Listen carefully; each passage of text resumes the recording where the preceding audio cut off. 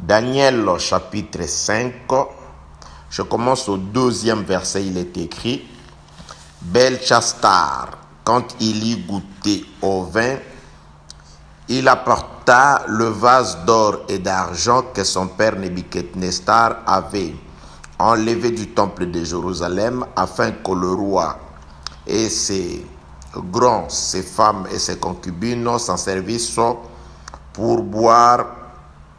Alors on apporta des vases d'or qui avaient été enlevés du temple de la maison de Dieu à Jérusalem. Et le roi et ses grands, ses femmes et ses concubines s'en servirent pour boire, et ils burent du vin, et ils louèrent le Dieu d'or, d'argent, d'airain, de fer, de bois et de pierre. En ce moment apparurent le doigt d'une main d'homme, et ils écrivirent en face du chandelier sur la chaude de la muraille du palais royal. Le roi vit cette extrémité de main qui écrivait. Je fais un bond parce qu'il faut lire tout le chapitre si vous avez le temps à la maison. Là, pour gagner le temps, notre temps qui nous est précieux, je fais un bond au 24e verset. Il est écrit: c'est pourquoi il a envoyé cette extrémité de main qui a tracé cette écriture. Voici l'écriture qui a été tracée. Comptez, comptez, pesez et divisez. Et voici l'explication de ces mots. Comptez, Dieu a compté ton règne et il y a mis fin. Pesé, tu as été pesé dans la balance et tu as été trouvé léger. Divisé, ton royaume sera divisé et donné aux Mèdes et Perses. Verset 30, cette même nuit, Belchassar, roi des Chaldéens, fit tuer. Je vais ajouter à cette portion des Écritures que nous venons de lire 2 ou 3 autres petites portions des Écritures. Je suis avec le psalmiste, je suis dans le livre des psaumes 139, le verset 16, il est écrit: Quand je n'étais qu'une masse informée, tes yeux me voyaient, et sur ton livre étaient tous inscrits le jour qui m'était destiné avant qu'aucun d'eux existât. Je suis toujours avec le psalmiste. Là, je suis dans le psaume 62, le verset 9. Il est écrit: Oui, vanité, le fils de l'homme, mensonge, fils de l'homme. Dans une balance, ils monteraient tous ensemble plus légers qu'un souffle. Que la paix, la grâce et la miséricorde du Très-Haut vous soient données dans le précieux et glorieux nom de notre Seigneur Jésus-Christ.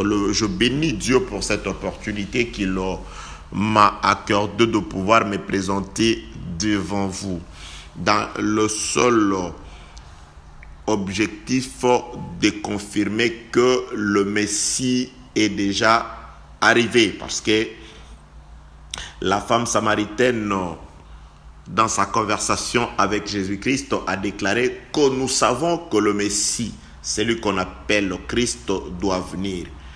Et lorsqu'il viendra, il annoncera toutes choses. Donc la présence du Messie, c'est le temps où toutes choses doivent être annoncées.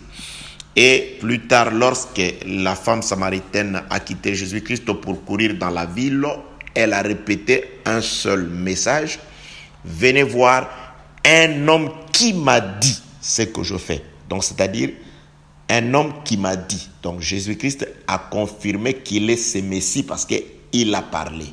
Donc, la présence du Messie se justifie ou se caractérise par la parole de Dieu. Bien-aimés, nous sommes dans cette instruction, dans cet enseignement que nous avons commencé. Là, on en est à la 10e intervention. Nous parlons de Jésus-Christ dans un thème que nous avons intitulé l'exode d'Adam, ou le voyage d'Adam. Nous allons, après avoir fait la lecture de ces 3 portions des Écritures, nous allons en tout cas lire notre... nous allons... je m'excuse en tout cas. Nous avons trouvé notre thème dans les Saintes Écritures, dans le livre de la Genèse, chapitre 2e, 17e au 8e verset, là où il est écrit plus précisément que Dieu forma l'homme de la poussière de la terre et il souffla un souffle de vie, l'homme devint un être vivant. Dieu planta un jardin à l'orient de l'Éden et il y mit l'homme qu'il avait formé, qu'il avait créé. Donc, c'est de là que nous avons compris dans les Écritures que l'origine d'Adam, c'était la poussière. D'après ce qui est écrit toujours dans le livre de la Genèse, au chapitre 3e, le verset 19. C'est là où Dieu précise à l'homme que tu retourneras dans la poussière d'où tu as été pris, d'où tu as été tiré. Donc, premièrement, l'homme avait retiré la poussière de la poussière. Adam séjournait dans la poussière. Dieu l'a retiré plutôt de cette poussière. Deuxièmement, il a formé un homme. Il a donné à la poussière retirée la forme de l'homme.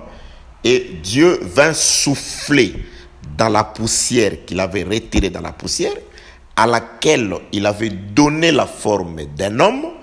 Et Dieu ne souffla pas un autre souffle parce que nous avons expliqué que de Dieu sortent deux types de souffles.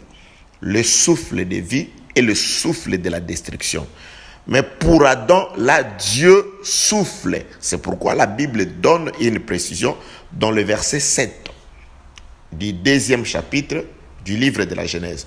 Dieu souffla dans l'homme un souffle de vie. Donc, il va souffler. Et lorsque l'homme devient un être vivant, c'est alors que Dieu va prendre cet homme. Il va d'abord aller planter un jardin pour cet homme-là et il reviendra prendre cet homme après avoir fini de planter le jardin pour conduire ces derniers dans le jardin. Nous sommes allés comprendre cette écriture, nous sommes en train de la comprendre, ces écritures-là, de plusieurs façons, de les comprendre, bien aimés. Donc, premièrement, ça s'est illustré dans la vie d'Israël. Israël est aussi comme la poussière qui séjournait dans la poussière. Israël est une nation qui vivait dans une autre nation, qui était captive comme nation sur les territoires égyptiens, sous la domination de l'Égypte dirigée par Pharaon. Alors Dieu devait séparer Israël de l'Égypte. C'est ça, la poussière qu'on sépare de la poussière. Et Dieu va prendre Israël qu'il sépare de l'Égypte, il les conduit au désert. Une fois au désert, Dieu donne à Israël les statuts d'une nation. Israël devient un royaume, il devient une nation. Et lorsqu'Israël devient une nation, c'est alors que Dieu va lui doter d'une constitution ou de la loi qui doit le faire vivre. Donc, Dieu sépare la poussière de la poussière, il donne à la poussière la forme de l'homme, c'est-à-dire la poussière devint le royaume, car le véritable homme, c'est Jésus-Christ qui est le royaume des cieux. Donc l'homme reçoit la forme humaine et Dieu va souffler. C'est ça Israël. Il sort de l'Égypte, Dieu lui donne les statuts d'une nation, d'un royaume. Ensuite, à ce royaume, Dieu va donner la loi. Après lui avoir donné la loi, Dieu va prendre ce royaume-là d'Israël pour l'amener dans le repos, dans les jardins, qui est tout simplement la terre promise, Canaan. Nous idem, nous vivions dans le monde, comme tout homme dans le monde. Dieu, par sa parole, est venu nous chercher. Et quand Dieu nous a, par sa parole, séparés du monde, Parce que la prédication, nous l'avons démontré et nous le démontrerons toujours, a pour objectif de séparer l'homme de toute espèce de mondanité. De séparer l'homme, de détruire dans l'homme les membres qui sont sur la terre. De séparer dans l'homme le vieil homme. De réaliser la véritable circoncision du cœur qui consiste dans le dépouillement du corps de la chair. Donc premièrement, l'homme doit se séparer de tout ce qui est terrestre, de tout ce qui est charnel. C'est ça la poussière qu'on sépare de la poussière. Et l'objectif de la parole, c'est de donner la forme à l'homme. Parce que l'homme dans le monde, il est informe. Il n'a pas de forme parce qu'il est dans le monde. C'est la parole qui donne à l'homme qui la reçoit une forme. Et pas n'importe quelle forme, la forme de l'homme. Le véritable homme, c'est Jésus. Donc Jésus-Christ, à travers l'œuvre du ministère, il enseigne la parole pour que l'homme qui reçoit la parole devienne le reflet de Christ sur la terre. Donc la parole doit nous doter des formes de Jésus-Christ. Nous devons représenter Christ parce qu'il a dit « Je serai avec vous jusqu'à la fin du temps ». Donc Christ est avec vous, avec nous. Si le monde doit voir Christ, il ne peut le voir qu'à travers nous, dans notre façon de parler et dans notre façon d'exister, de vivre, de nous comporter partout où nous sommes. Que la paix, la grâce et la miséricorde de Dieu soient avec vous. Et Jésus-Christ nous donne cette forme par sa mort. Parce que dans la poussière, nous sommes éparpillés. Mais quand il nous rappelle du monde où nous venons, il doit nous unir dans un seul corps qui est le sien. Et l'unité se fait par son sang. Par le sang de Jésus-Christ, il doit réunir dans un seul corps tous les enfants de Dieu que nous étions. Lorsque nous vivions encore dans le monde, nous étions éparpillés. Le sang de Jésus-Christ nous met ensemble. Ce que le frère Paul a dit chez les Corinthiens s'accomplisse. Plusieurs membres, un seul corps par la mort de Jésus-Christ. Et ayant été unis par le sang de Jésus-Christ dans ce qu'on appelle le corps de Christ, c'est-à-dire l'Église, et Dieu doit souffler, il doit nous donner de son esprit. Le souffle du Tout-Puissant qui donne l'intelligence. On appelle Église là où Dieu souffle, là où Dieu envoie la sagesse, il envoie l'enseignement, il envoie l'instruction. Lorsque l'homme reçoit l'instruction, Jésus-Christ dit à ses disciples, « Je m'en vais préparer une place pour vous. » Il le laisse avec le Saint-Esprit, il s'en va, il prépare un sabbat, un repos, et il reviendra un jour nous prendre afin que nous allions avec lui. Ça, c'est par rapport aux hommes que nous sommes. Et nous avons continué, nous avons commencé à comprendre la parole de Dieu de plusieurs façons. Je vais vous donner un exemple, s'il vous plaît. Un exemple de comment j'aime présenter la parole.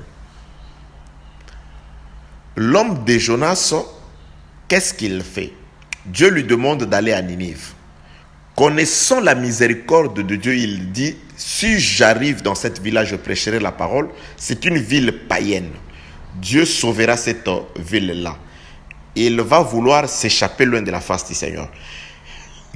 Il arrive à Jaffo, il paye les prix, il monte dans un bateau, dans un navire.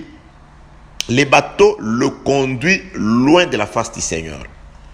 Alors, arrivé en pleine mer, Dieu commence à agiter la mer. Dieu envoie une tempête qui frappe. Et lorsque la tempête frappe, le bateau était prêt à être renversé. Tous les hommes du bateau ont commencé à jeter, à balancer par-dessus leurs objets, croyant que c'était à cause du poids de leurs objets que le bateau était en train, voulait faire naufrage. Ils ont commencé à jeter leurs objets, jusqu'à ce qu'ils se rendent compte qu'il y a quelqu'un là-bas qui ne faisait rien. Ils sont descendus dans la cale où était Jonas. Ils ont fait sortir Jonas. Jonas, pourquoi tu ne fais rien? Qui es-tu? À quel peuple appartiens-tu et quel Dieu tu crains? Il dit, je suis juif, je suis un hébreu, je crains le Dieu d'Israël. Voilà, tout ce qui vous arrive, c'est à cause de moi. Balancez-moi dans l'eau et le flot se calmera. La tempête se calmera. Ces hommes dirent, non, attendez, ils ont continué à jeter leurs objets dans l'eau, croyant trouver une solution. Jusqu'à ce que la mer ne se calmait pas, ils ont pris la décision d'obtempérer aux paroles de Jonas, parce que c'est Jonas qui leur a donné les secrets sur le calme. Celui qui a les secrets, c'était Jonas. C'est lui qui avait les secrets. C'est lui qui savait qu'est-ce qu'il faut faire pour ramener la paix, pour ramener la tranquillité. C'était Jonas. Donc, s'ils n'avaient pas trouvé Jonas, donc ils n'auraient pas non plus les secrets sur la tranquillité. C'est pourquoi dans les Écritures, lorsque nous prêchons, nous devons toujours localiser Jonas. Où est Jonas? Jonas n'est pas avec tout le monde. Jonas séjourne dans la cale. Il faut descendre dans la cale. Il faut fouiller dans la cale. Jonas, pour trouver, il faut le fouiller. C'est pourquoi le Seigneur est dans les Écritures. Lorsque nous prêchons, nous descendons dans la cale, dans les Écritures. Nous allons chercher qui n'est pas avec tout le monde, qui est à côté de tout le monde. Nous cherchons le Seigneur, car c'est lui qui va nous dire qu'est-ce qu'il faut faire dans telle ou telle autre circonstance afin de pouvoir ramener la paix, ramener la solution à nos problèmes. C'est pourquoi un enfant de Dieu, lorsqu'il se retrouve devant un problème, il doit faire ce qu'ont fait ces hommes, descendre dans la cale, rechercher Jonas, descendre dans les Écritures, rechercher l'Éternel. Quel que soit le problème, le frère Paul dit, ne vous inquiétez de rien, mais faites savoir vos problèmes à Dieu par des prières, de requêtes et des actions de grâce. La paix de Dieu qui dépasse toute intelligence gardera vos cœurs en Jésus-Christ. Donc d'abord, vous ne pouvez pas demander si vous ne descendez pas dans la cale, si vous n'allez pas chercher Jonas. C'est pourquoi nous enseignons, nous vous prêchons, afin que vous ayez des yeux pour voir Jonas qui est caché dans la cale.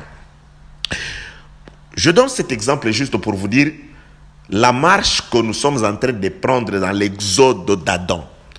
Donc, premièrement, Dieu est en colère, car l'eau qui s'agite, la tempête représente Dieu en colère. Dieu était en colère depuis que l'homme a péché. Un seul homme a péché, Adam, et par le péché d'un seul homme, Dieu s'est irrité contre toute l'humanité. Il est resté en colère contre toute l'humanité pendant ce temps. Jusqu'à ce qu'on retrouve celui qui était caché dans la cale. Jusqu'à ce qu'on retrouve le Seigneur Jésus-Christ. Et quand le Seigneur a été retrouvé dans la maison d'Israël, et lui-même a dit, prenez-moi et balancez-moi dans l'eau. C'est-à-dire, Jésus-Christ a tout fait pour qu'il soit tué.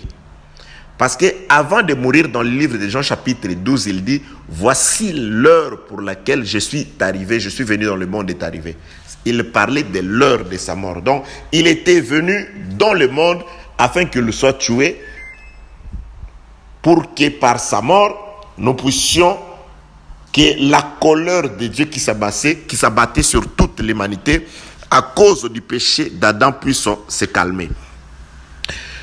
Donc là, je prends Jonas comme étant la mort de notre Seigneur Jésus-Christ. Jésus-Christ qui doit être sacrifié. Jésus-Christ qui doit être balancé dans l'eau.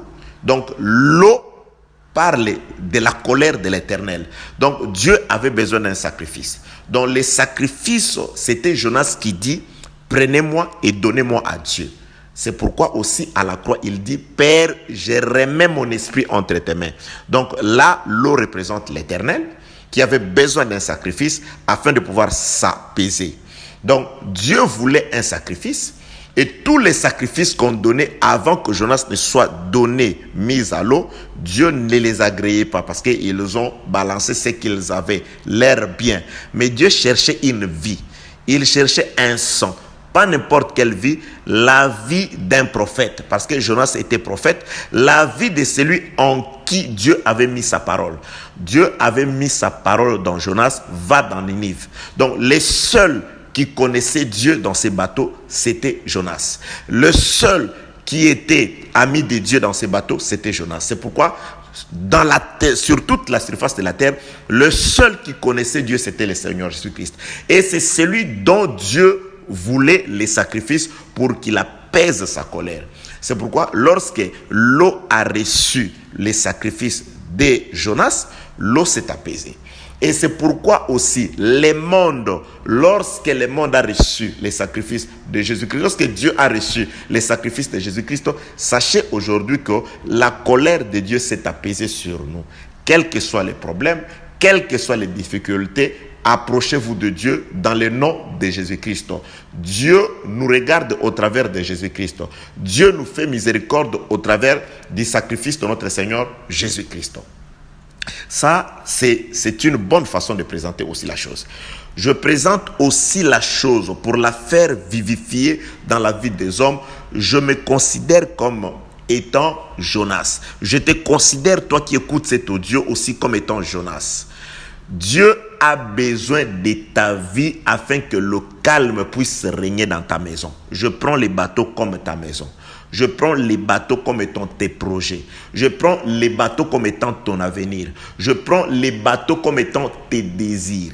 Si les choses ne marchent pas, s'il y a des tumultes dans ta vie, s'il y a des confusions dans ta vie, il y a des gens qui croient qu'avec leur argent, ils peuvent résoudre les choses. Ah, je n'aurai pas le temps de venir. Je veux juste donner mon sacrifice. Oui, les musulmans le font. Parfois, lorsqu'ils sont dans leur jeûne, ils disent, non, voilà, je n'aurai pas le temps de jeûner, je vais juste prendre des personnes et je vais soutenir leur jeûne. Ils croient qu'avec leur... Déjà, le culte n'est pas un culte déjà de Dieu. Et en plus, il va croire que le Dieu qui a créé les cieux et la terre a besoin d'argent, de son argent, pour pouvoir pardonner les péchés ou pour pouvoir faire quelque chose. Bien aimé, c'est dont Dieu a besoin. L'eau réclame notre vie. Donc, c'est ta vie que tu dois s'aimer dans la parole. Donc, la parole veut que nous puissions complètement plonger dans l'eau. Ce dont Dieu demande, c'est que nous nous sacrifions, que nous devenons un sacrifice, que nous puissions nous donner toute notre vie afin que s'accomplisse ce que le frère Paul dit au peuple de Romains. Romains chapitre 12, du 1er au 3e verset. Offrez vos corps à Dieu comme un sacrifice vivant, saint et agréable, ce qui sera de votre part un culte agréable. Donc, c'est-à-dire, les sacrifices que Dieu veut, tout homme doit savoir mettre sa vie dans l'eau. Donner des histoires ne résout rien. D'abord, c'est ta vie. Alors, si vous vous donnez à Dieu, tout le reste suivra. Les dons suivront, les offrandes suivront, toutes ces choses suivront. À quoi ça sert de rester loin de Dieu et de n'offrir que les histoires? Donc cela n'apportera jamais la tranquillité dans ta vie. Mais Jésus-Christ est venu mourir afin que tu puisses prendre ta vie, la mettre dans l'eau. Que l'eau réclame ta vie. La parole a besoin de ta vie. De manière à ce que la parole puisse contrôler ta vie. Que la parole dirige tous les compartiments de ta vie. Dans ta manière de vivre, dans ta manière de travailler, dans ta manière de songer. Que partout que tu ne réfléchisses d'abord qu'aux intérêts de la parole avant de pouvoir faire toutes choses. Donc, bien aimé, dans le Seigneur, voilà. Psaume 139, on vérifie les temps. Psaume 139. Qu'est-ce qui se passe dans le livre de Psaume 139? Il se passe que, verset 16, ici, le psalmiste est en train de dire quelque chose. Il dit, quand je n'étais qu'une masse informe, tes yeux me voyaient. Rendez-vous, je vous donne pour gagner le temps, dans l'audio numéro 10.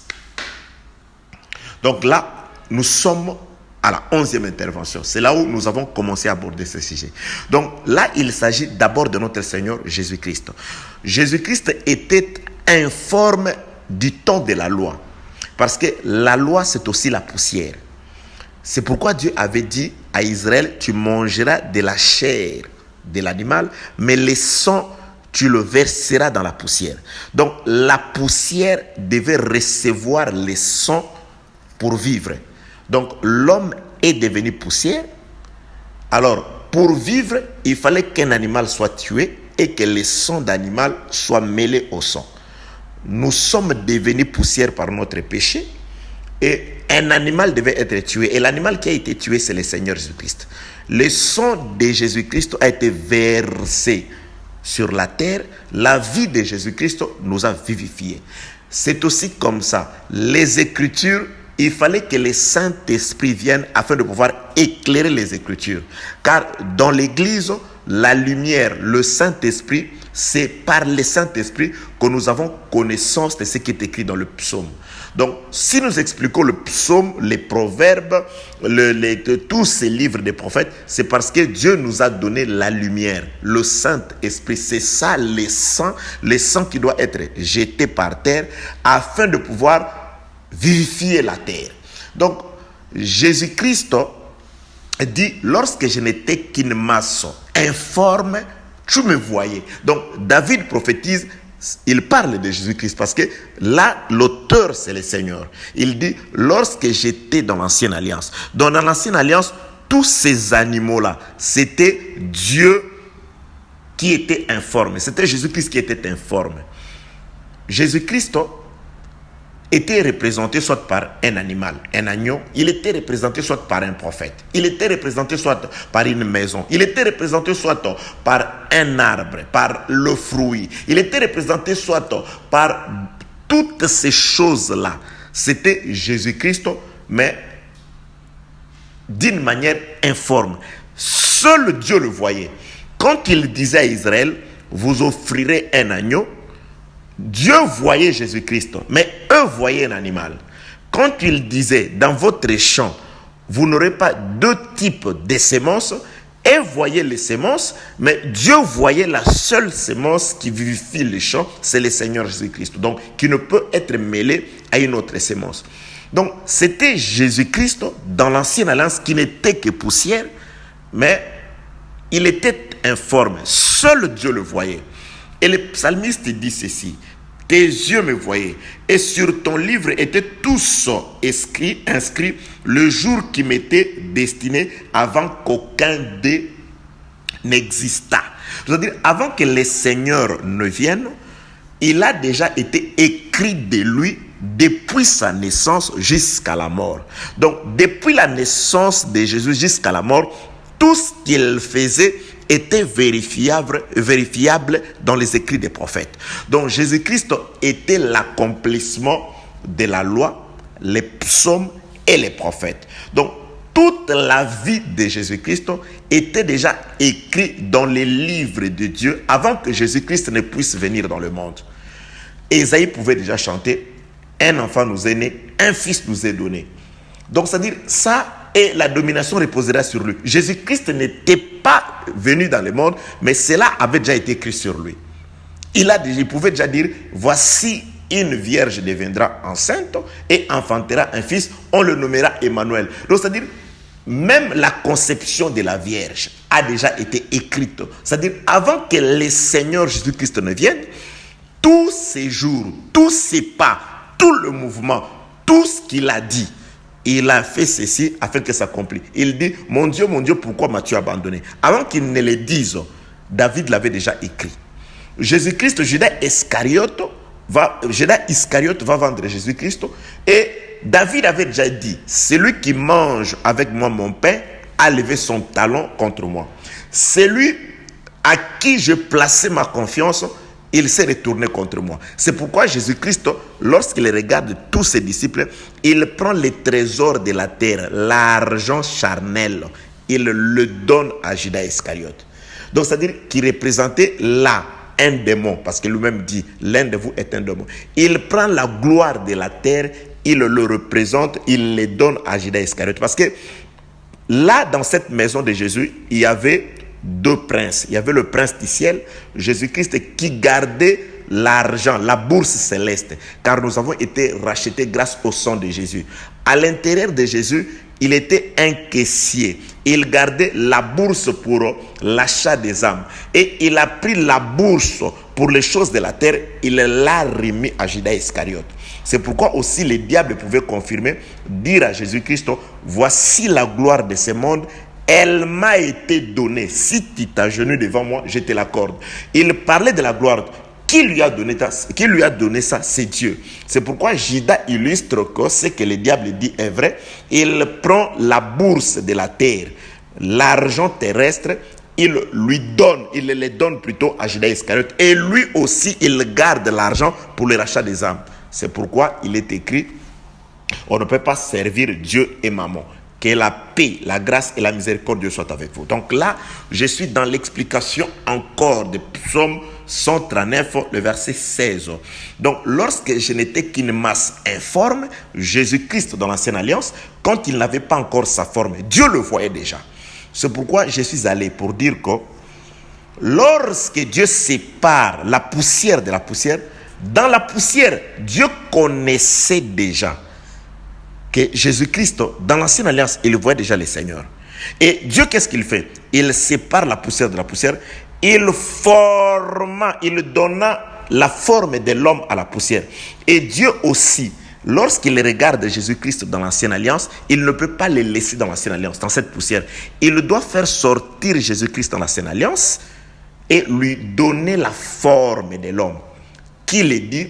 C'est le psalmiste qui le dit, mais le frère qui a écrit la lettre aux Hébreux le répète aussi. Je suis dans le livre des Hébreux, chapitre 10, le verset 5, où il est écrit: tu n'as voulu ni sacrifice, tu n'as agréé ni holocauste, mais tu m'as formé un corps. Donc, Dieu forme le corps de Jésus-Christ à partir de la poussière. Qu'est-ce que j'appelle la poussière? La poussière, c'est tout simplement les écrits des prophètes. La poussière, c'est tout simplement tous les prophètes, car Jésus-Christ était la jonction de tous les prophètes. Dans Jésus-Christ, il y avait Jérémie. Dans Jésus-Christ, il y avait Ésaïe. Dans Jésus-Christ, il y avait Isaac. Dans Jésus, il y avait Jacob. Dans Jésus, il y avait Seth. Dans Jésus, il y avait Abraham. Dans Jésus-Christ, il y avait Michée. Dans Jésus-Christ, il y avait Malachie. Dans Jésus-Christ, il y avait Jean-Baptiste. Dans Jésus-Christ, il y avait tous les prophètes. Il a pris cette poussière, Dieu a donné à cette poussière la forme. Donc Jésus-Christ, c'est la jonction. Jésus-Christ, c'est l'homme qui est composé de tous les prophètes de l'Ancienne Alliance. Lorsqu'ils étaient dans l'Ancienne Alliance, Dieu le voyait. Il voyait le Seigneur. Mais il doit lui donner un corps afin que s'accomplisse le psaume: tu n'as voulu ni sacrifice, tu n'as agréé ni holocauste. Tout ce qui se donne selon la loi, alors tu m'as formé un corps. Donc, le corps formé de Jésus, c'est tout simplement Dieu qui va unir la poussière. Dieu qui va réunir le prophète dans un seul corps. Et Dieu, lorsqu'il va former l'homme de la poussière, Dieu va souffler dans cette poussière. Et lorsque Dieu souffle dans la poussière, l'homme devint un être vivant. C'est pourquoi nous sommes allés aussi, après que Dieu ait formé Jésus, lui donner le corps, Dieu doit aussi souffler. Il doit mettre de son souffle. Il doit mettre de son onction, de son huile sur Jésus. Cela s'est accompli à la croix, selon qu'il est écrit dans le livre de Psaume 141, verset 5, que le juste me frappe, c'est une faveur, qu'il me châtie, c'est de l'huile sur ma tête. Donc, la frappe de Jésus, le sacrifice de la croix, c'était Dieu qui était en train de souffler. Il mettait de l'huile, il mettait de l'onction dans le corps de Jésus. C'est pourquoi il est écrit aussi: après avoir été obéissant jusqu'à la mort, Dieu l'a souverainement élevé au-dessus de tout nom. Donc aujourd'hui, par la mort, Jésus-Christ a été élevé. Il est écrit encore pour confirmer cela dans les livres des Hébreux toujours, chapitre 1er, le verset 9. Ô Dieu, ton Dieu t'a oint d'une huile de supériorité au-dessus de tes semblables. Donc, quand il était sur la terre, il était un homme. Alors, Dieu l'a élevé par la souffrance, et par la souffrance, nous voyons, les gens voyaient qu'il est en train d'être battu, mais il s'accomplissait une prophétie par la frappe de Jésus, par son châtiment. Il était fait souverain sacrificateur. C'est pourquoi le même frère qui a écrit la lettre aux Hébreux dit: lorsqu'il était vivant, il n'était pas sacrificateur, mais c'est par la mort qu'il est devenu sacrificateur à perpétuité, parce que il est mort, il est ressuscité. La mort ne peut plus l'empêcher d'exercer, parce que le premier sacrificateur, c'était la mort qui les empêchait d'exercer. Donc, Genèse chapitre 2, versets 7 et 8 parle aussi de notre Seigneur Jésus-Christ. Lorsqu'il était une masse informe, c'est-à-dire vivant dans la loi, sous forme des objets, sous forme dans l'ombre, sous forme des images, les agneaux, le brebis, le taureau expiatoire, le vache, le bélier, les crocodiles, l'hippopotame, c'est-à-dire tous ces animaux, les lions qui parlent de la gloire de Jésus-Christ, le pervier, l'aigle, le rocher, le maison, le toit d'une maison, le rocher qui a frappé Moïse, c'est-à-dire c'était Jésus qui n'était qu'une masse informe. Alors Dieu devait réunir toutes ces choses-là dans ses corps. C'est ça Dieu qui retire la poussière de la poussière et il forme un homme de la poussière. Tu m'as formé un corps. Alors je viens pour faire ta volonté. Or, la volonté de Dieu, Jésus-Christ le dit. Père, si tu peux éloigner de moi cette coupe. Après, il dit que ce ne soit pas ma volonté, mais que ce soit plutôt ta volonté. Donc, la volonté de Dieu, c'était qu'il meure afin que par sa mort, nous puissions aujourd'hui être sauvés. Donc, la volonté de Dieu, je viens alors pour faire ta volonté, c'était la mort du Seigneur. Donc, il doit mourir à la croix. Et lorsqu'il meurt, c'est alors que Dieu va le lever à la gloire. C'est pourquoi aussi, lorsque Dieu forme l'homme, il retire l'homme de la poussière, il forme l'homme, il va souffler et il ne laisse pas cet homme. Il doit l'amener au jardin. Donc Jésus-Christ aussi, lorsqu'il est retiré de la loi, Dieu lui donne une forme. C'est pourquoi je dis ceci. On ne rentre plus pour aller adorer dans la loi. On ne rentre plus pour aller chercher Jésus-Christ dans la loi. Malheur à vous qui allez chercher Jésus-Christ dans les sépulcres en Israël, dans le mur de lamentation, dans le temple de Jérusalem. Jésus-Christ, il a déjà été formé. Dieu l'avait déjà retiré de la poussière. Il lui a donné une forme et Dieu a soufflé par la mort, par les châtiments et il est élevé au jardin. Il est allé auprès du Père. Il nous a précédés dans les jardins et il reviendra. Nous allons voir toutes ces choses. Aujourd'hui, si Dieu fait grâce, que la paix, la grâce et la miséricorde de Dieu soient avec vous. N'oubliez pas que l'objectif, c'est beaucoup plus pour parler de nous. Donc nous avons parlé de Jésus-Christ, mais nous rentrons toujours pour parler de nous. L'objectif est que nous puissions savoir que nous sommes dans un voyage. Le voyage, nous sommes partis du monde, de la poussière d'où nous étions. Dieu nous a retirés de la poussière et nous sommes dans un voyage qui est un voyage séquentiel. Il y a des séquences dans notre voyage. Nous partons de la séparation avec la poussière, nous arrivons dans une certaine phase, une station où Dieu prend la poussière, il donne une forme à la poussière. Et après, on ne s'arrête pas là-bas. Le voyage ne s'arrête pas. Après que la poussière ait reçu la forme, Dieu doit souffler, il doit donner de son souffle. Il doit retirer quelque chose de lui et mettre, c'est-à-dire s'identifier à cet homme par le souffle qu'il lui donne. C'est pourquoi j'ai dit, l'enseignement, la parole, c'est l'identité que nous recevons. Parce que l'homme devient un être vivant par les souffles de Dieu. L'identité, bien aimé, la parole ne peut pas nous laisser tels que nous étions dans le monde. La parole nous accorde l'identité de Dieu. Et les Écritures disent que Dieu est saint. Nous devons aussi recevoir de cette identité-là. La sainteté, pas la sainteté verbale, mais la sainteté aussi dans notre manière de vivre, dans notre manière d'être, dans notre quotidien. Nous devons refléter la divinité. Nous devons refléter la sérénité divine. Nous devons en tout cas refléter Bonzambé, la divinité, que nous sommes Dieu sur la terre.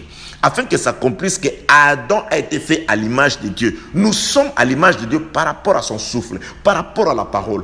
La parole doit nous conduire à atteindre la stature parfaite de Christ, à l'état d'homme fait par la parole, bien-aimé dans le Seigneur. Voilà le voyage d'Adam. Donc Adam est en train de voyager, il est en train de se transformer dans chaque séquence du voyage, dans chaque phase de son voyage. Il reçoit une forme, il est d'abord séparé, il reçoit la forme de l'homme, il reçoit le souffle et il se transforme. C'est-à-dire, il est en train de se transformer. Mais il y a des gens qui sont des rabbis, ils sont le même depuis qu'ils ont cru à la parole. Donc on ne reconnaît en eux le fait d'être frère ou enfant de Dieu, tout simplement quand il ouvre la bouche pour parler. Il est prêt à aligner les Écritures, mais il n'est pas prêt à aligner les Écritures dans sa vie.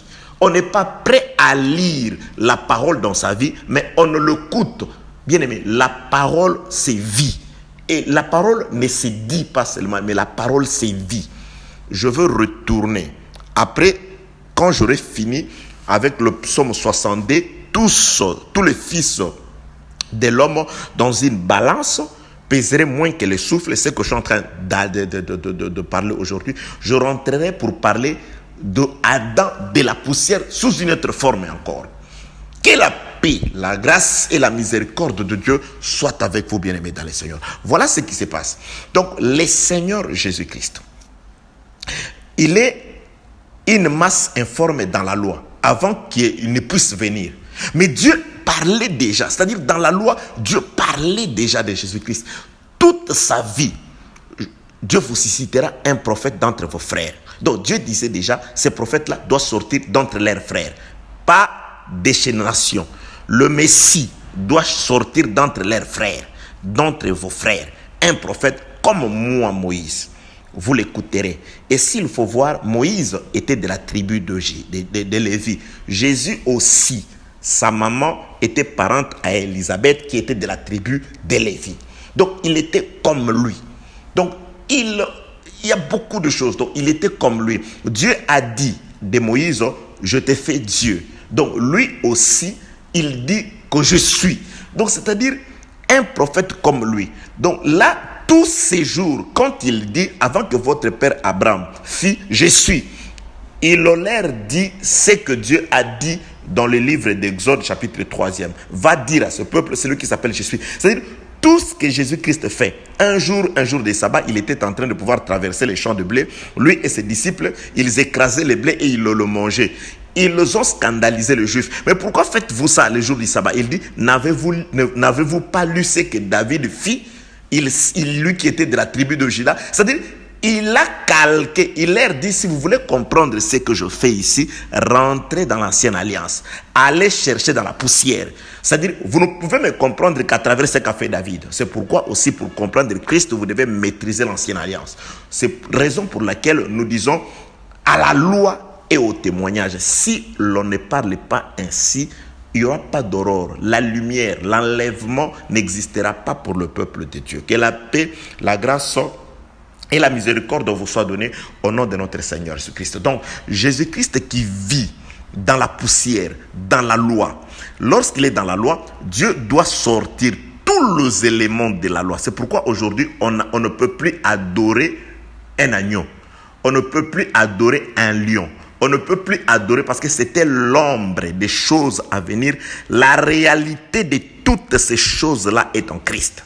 C'est-à-dire, toutes ces choses-là, les bois d'acacia, les joncs, et toutes ces choses, les rochers, on n'adore plus le rocher, mais on adore Christ. On peut faire référence à l'agneau, on peut faire référence au lion, on peut faire référence au crocodile, on peut faire référence, mais on adore la réalité, le Seigneur Jésus-Christ. Parce que l'ombre est dans la réalité à ce jour. Nous nous agenouillons devant le Seigneur, nous élevons le Seigneur Jésus-Christ. Il n'y a du salut sous le ciel que dans le nom de la réalité qui est le nom de Jésus-Christ. C'est pourquoi on ne chasse même pas les démons au nom d'Emmanuel. Le salut, c'est dans le nom de Jésus-Christ, pas le nom d'Emmanuel. Emmanuel signifie, mais le salut, Jésus, c'est lui qui sauve. Donc le nom du salut, ce n'est pas Emmanuel, c'est Jésus-Christ. Jésus, Dieu le retire de la poussière de l'ancienne alliance et le lui forme un corps. Dieu forma l'homme de la poussière. Dieu forma Jésus de tous les prophètes de l'ancienne alliance, il en fait un dans le corps de Jésus-Christ. Et lorsque Jésus-Christ est là, quand il marche, Jésus-Christ, on pouvait les chasser. C'est-à-dire, on pouvait ramasser le pierre et le lapider, il pouvait s'enfuir. On pouvait lui dire, il voulait un jour traverser les territoires de Samarie. On lui dit, tu ne passes pas par ici. C'est-à-dire, on pouvait le pourchasser. On pouvait se moquer de lui, on pouvait le frapper. Pourquoi? Parce que Dieu n'avait pas encore soufflé sur lui. Donc, quand il était sur la terre, on pouvait se moquer de lui. On pouvait même, vous savez, Dieu Tout-Puissant, le Créateur sur les cieux et la terre, on lui empêche de pouvoir traverser un territoire de son propre pays. C'est pourquoi même les disciples pouvaient dire, oh Seigneur, ordonne qu'on puisse faire descendre les feux du ciel, parce qu'ils ne comprenaient pas. Nous sommes avec toi, tu dis que tu es Dieu, tu dis que tu es le Fils de Dieu, c'est-à-dire cette terre est pour toi. Maintenant, on t'empêche de pouvoir traverser par la Samarie. Or, c'est les raccourcis. Ils ne comprenaient pas que c'était juste un corps. On n'avait pas encore mis le souffle en lui. C'est-à-dire, quand on ne met pas encore le souffle en lui, il est semblable au Fils de l'homme, qui le dit, Psaume chapitre 62, le verset 9. C'est le Fils de l'homme pèse dans une balance moins que le souffle. Mais lorsque Jésus-Christ est sur la terre, il est juste la poussière qu'on a donné la forme de l'homme.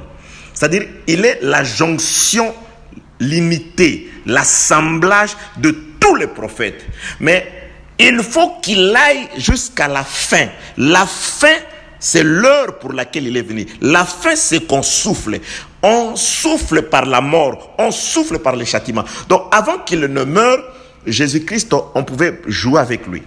On pouvait blaguer avec lui. On pouvait le lapider. On pouvait le pourchasser. On pouvait rire de lui. On pouvait, c'est-à-dire, pourquoi? Parce que il était là comme tous les hommes, quoiqu'il n'était pas tous les hommes. Là, je suis dans une certaine démarche. Oh, tu veux me dire, un jour, ils sont tombés. Oui, je sais. Là, il montrait. Parce que lorsque un jour, il est descendu dans toute sa gloire sur les monts Sinaï, la montagne a tellement tremblé que les hommes ont fui. Et Dieu a compris que si je viens sous cette forme-là, je ne sauverai personne. Il faut qu'il devienne semblable à nous. Il est venu dans la faiblesse comme nous. Donc, c'est-à-dire l'assemblage de la poussière qui parle de Jésus-Christ, qui était retiré de l'ancienne alliance, qui parle de l'unité de tous les prophètes. C'est-à-dire il faut qu'il monte. Et quand tu le meurs, Jésus-Christ meurt comme une sauterelle. Oui, je suis dans les Écritures. C'est les psalmistes qui chantent. Je suis dans le livre de Psaume. Attendez. Je suis dans le livre de Psaume, je m'excuse. Psaume chapitre 109, le verset 23. Je m'en vais comme l'ombre à son déclin. Je suis chassé comme la sauterelle. Là, c'est David qui chante.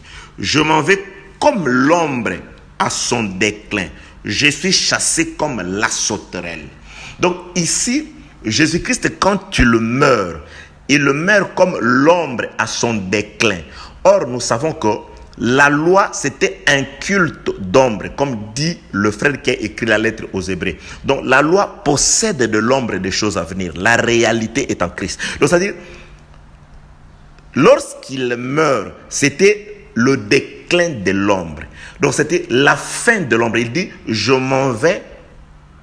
Il dit, je m'en vais comme le déclin de l'ombre. C'est-à-dire, la mort de Jésus-Christ, c'était le déclin. C'était la fin de l'ombre. C'est-à-dire, la fin d'un sacerdoce. Donc, je m'en vais comme le déclin de l'ombre. Or, l'ombre, c'est un sacerdoce. La réalité, c'est aussi un sacerdoce. La réalité vient après la mort de Jésus-Christ. Jésus-Christ, même lui, dans la chair, l'ombre était encore là. Pourquoi? Parce que la Bible déclare, une alliance est inaugurée par le sang. Donc la nouvelle alliance est venue par la mort de Jésus-Christ. Lorsqu'il a donné son sang, c'est alors que l'alliance nouvelle a été inaugurée. Donc il s'en va comme le déclin de l'ombre. Et la Bible déclare, je suis chassé comme la sauterelle, vous allez comprendre. Donc, c'est-à-dire, il était juste une sauterelle, mais une sauterelle plutôt très légère. On pouvait facilement le chasser. On pouvait facilement le frapper et lui demander qui t'a frappé. Pourquoi? Parce qu'il était juste un corps qui a été formé. Mais lorsque le corps est formé, Dieu doit mettre le souffle. Lorsque Dieu met le souffle dans le corps, c'est alors que s'accomplit Psaume 62, verset 9. Tous les fils de l'homme dans une balance, ils pèsent moins que le souffle. Jésus-Christ, dans lequel Dieu place son souffle, il devient irrésistible. Personne ne peut encore le toucher. Personne ne peut encore lui faire du mal. Personne, il devient Jésus de la terreur. Mais avant de mourir, nous voyons qu'il dit lui-même par David qu'il meurt comme une sauterelle, qu'il meurt comme l'ombre dans son déclin. Donc c'est la fin du sacerdoce de l'ombre et il s'en va comme une sauterelle. Ecclésiaste dit, le temps terrible, là je suis dans le livre d'Ecclésiaste, je regarde le temps, ce jour, ok, il nous reste moins de 5 minutes, je suis dans le livre d'Ecclésiaste, je prends Ecclésiaste, nous avons du mal aujourd'hui avec le téléphone en tout cas. Ecclésiaste, c'est Ecclésiaste chapitre 12, je ne sais pas si nous allons le trouver avec téléphone. Ecclésiaste chapitre 12, le verset 5, écoutez ce que disent les Écritures. Où l'on redoute, à la maison, commencez même au premier verset. Vous allez comprendre de quoi il s'agit vraiment. On dit au jeune homme de pouvoir se réjouir, mais de faire attention, car après la réjouissance, après ces temps, de pouvoir profiter, parce qu'il viendra un temps de malheur. Maintenant, on explique les temps de malheur. Le temps où l'homme s'en ira dans sa demeure éternelle. Le temps de la colère. Ça, c'est le temps où il vous est donné soit d'attacher votre cœur à Dieu, soit de pouvoir vous livrer au plaisir. Donc, c'est le temps où la permission vous est donnée. C'est le temps où il y a devant vous le chemin de la vie et le chemin de la mort. Mais Dieu vous conseille de suivre la vie. Il viendra un temps où vous n'aurez plus de choix. La vie que vous aurez à mener sur la terre, c'est cette vie-là qui vous montrera obligatoirement les chemins que vous allez suivre. Donc, ces temps-là de la colère, écoutez comment Ecclésiaste explique ces temps de la colère. Les temps qui viennent après les temps de la grâce. C'est les temps où l'on redoute ce qui est élevé, où l'on a des terreurs en chemin, où la mandiée fleurit, où la sauterelle devient pesante. Bien-aimé dans le Seigneur, lorsque la sauterelle, Jésus-Christ dit ceci, parlant de sa mort, le psalmiste dit, je m'en vais comme une sauterelle qu'on chasse. Donc Jésus-Christ a été pourchassé comme une sauterelle, mais c'était une sauterelle légère. Légère, pourquoi? Parce que la Bible déclare, lorsqu'on a formé l'homme, c'est après que Dieu va mettre le souffle. Quand il met le souffle, c'est-à-dire que l'homme devient plus puissant. C'est pourquoi Adam, lorsqu'il a reçu le souffle, Dieu l'a conduit au jardin. Dieu lui a donné la domination sur les oiseaux, sur les animaux et sur les poissons de la mer.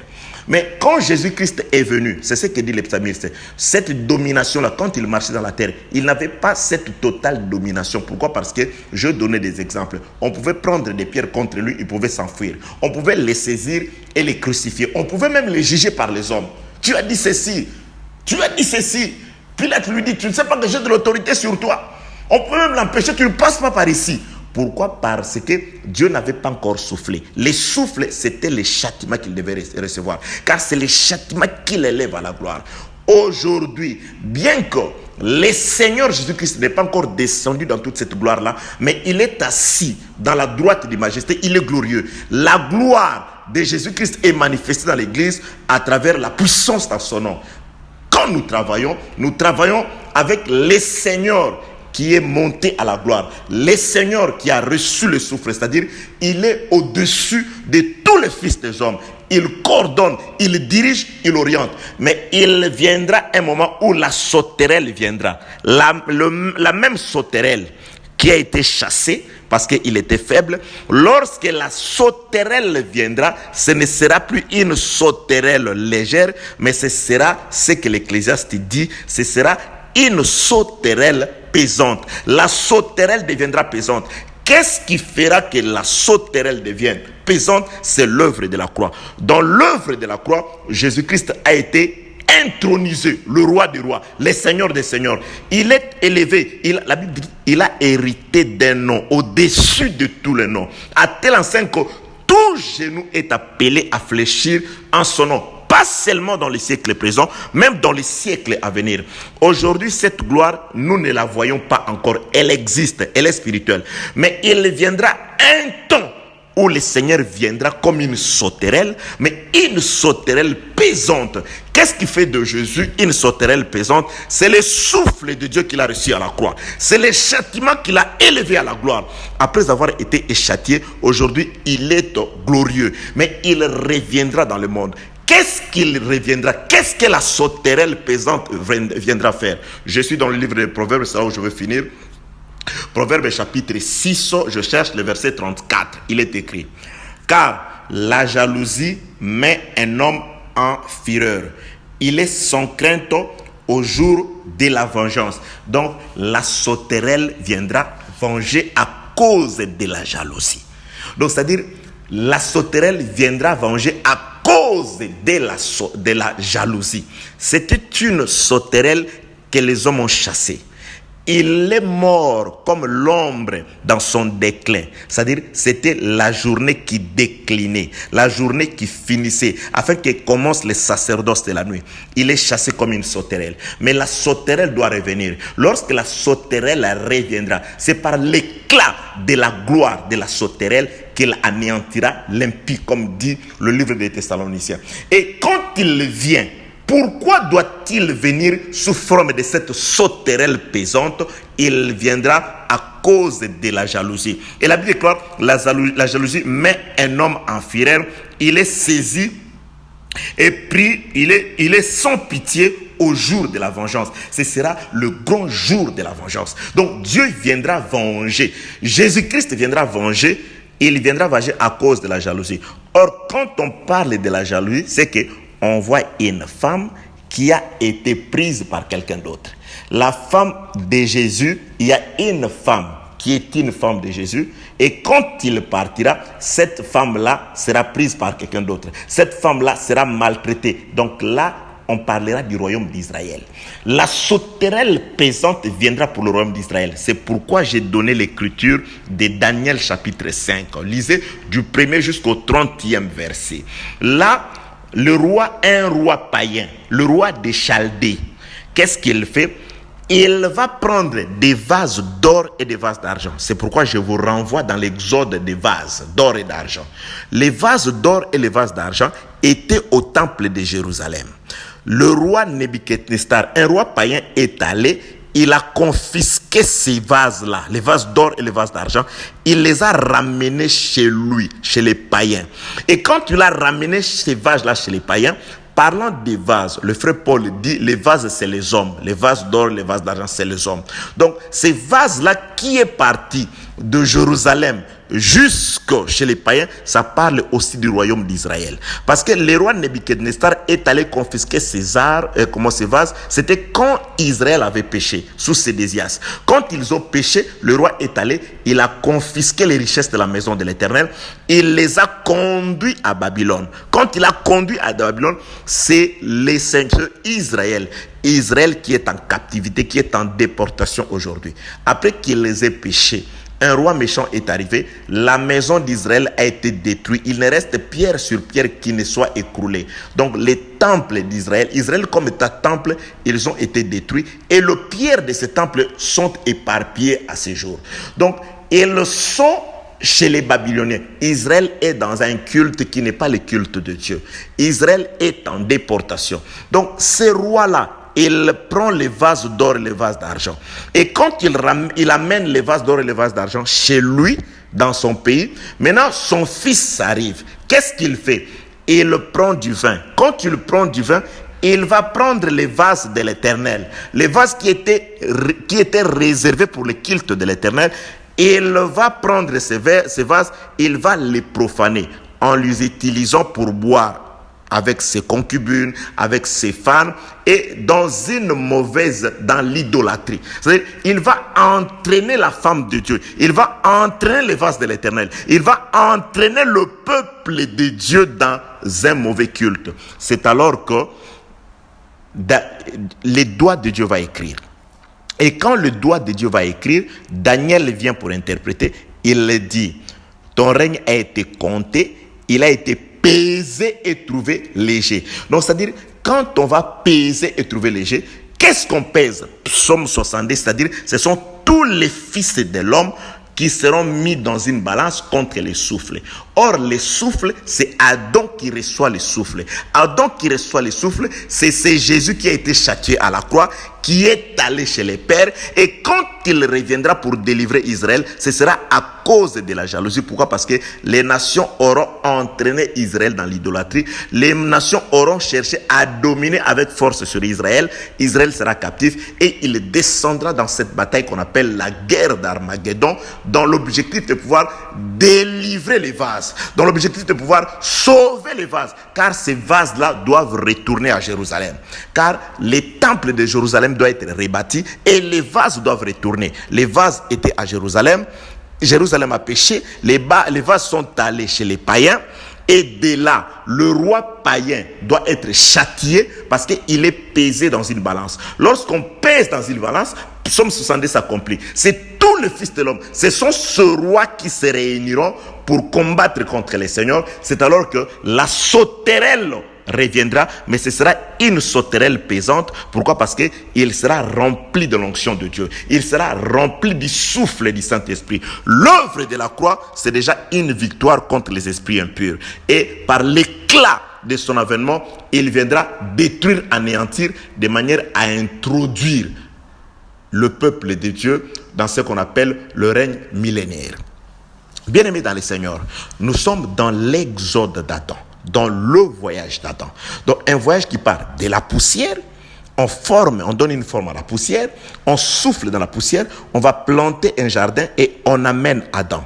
C'est nous qui étions dans le monde, la parole nous a trouvés dans le monde, la parole nous a fait sortir du monde, la parole nous a donné la forme de Jésus-Christ par son sang, et la parole est descendue sous forme du Saint-Esprit. Après avoir vécu la mort de Jésus-Christ, le Saint-Esprit descend et Dieu va préparer le repos pour nous. Il reviendra nous prendre pour nous amener au jardin.